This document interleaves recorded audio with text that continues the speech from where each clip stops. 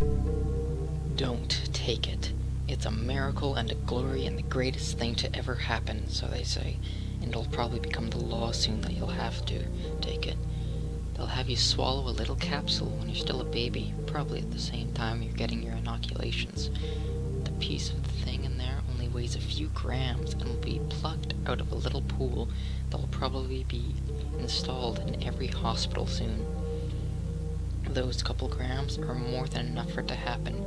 Sure, you'll never get cancer, you'll live until 150, you'll have stronger bones and more resilient immune system. You'll probably never need glasses or a hearing aid. If you lose something small like a finger, in half a year you'll have it back.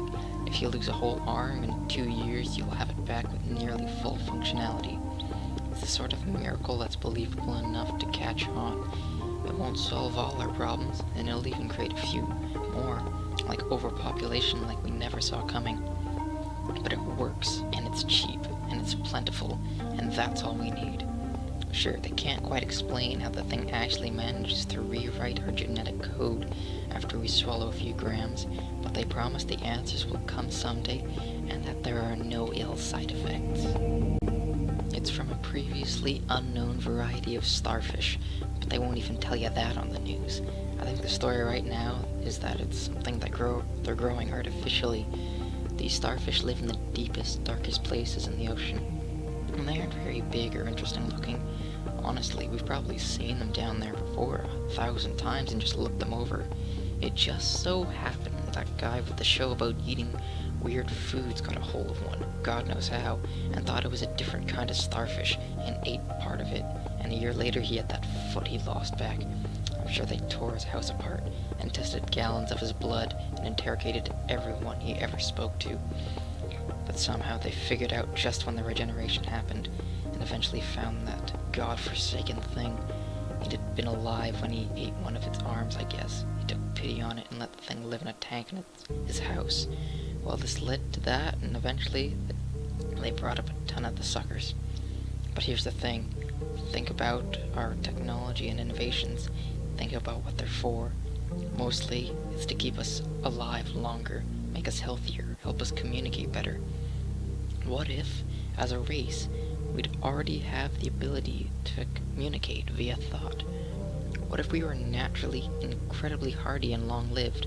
What if we started out having everything we needed without having to do a bit of work? Our goals would turn to keeping our world the way was, and simply enjoying things. With a mind so powerful it can transmit and receive thoughts with no effort, it stands to reason other amazing things are possible too. With that in mind, staying completely intact in even the smallest sliver of the creature, one has to wonder what else the mind can do. So now, here's the question. If you'd survived all this time just sitting around on the bottom of the ocean with this incredible intellect, how would you amuse yourself? What if that mind can wander and roam freely, if you can just find something to carry it? What if, as a race, we made ourselves the bottom of the food chain just to ensure we'd constantly be taken into new creatures and allowed to see the world through their eyes?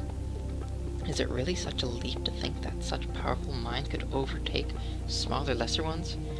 No. Nor is it unusual to think that if such a race of powerful minds was endangered, they would use this ability to dominate the minds to defend themselves, that they'd patiently wait until their enemies devoured them, then simply displace the minds of those enemies and solve the conflict.